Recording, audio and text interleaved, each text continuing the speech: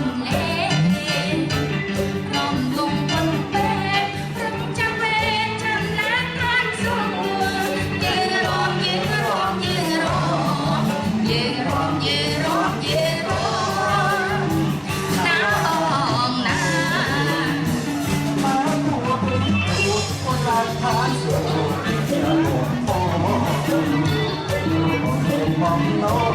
อย่าย่อยเราดูแล้วแต่ที่ยืนร้องยืนร้องยืนร้องยืนร้องยืนร้องยืนร้อง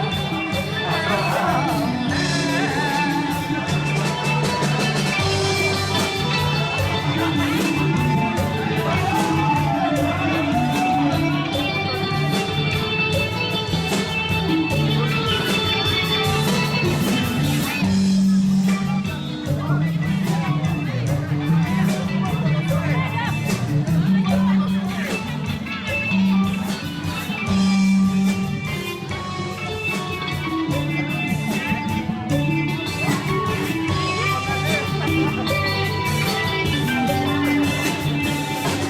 เชียร์กันสายแค่ช้องชายที่เหลือใจ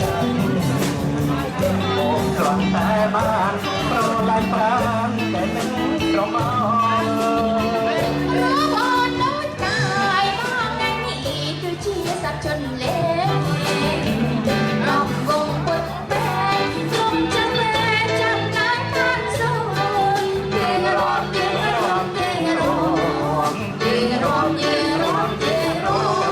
งน้องนา มาตัวผมกวดคนลองทางสู้อย่าโง่โง่ร้องขอบอกน้องเพียงย่อยดองโปรดเลยประดิษฐ์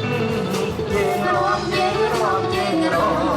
ง ยืนร้องยืนร้องยืนร้องน้องนา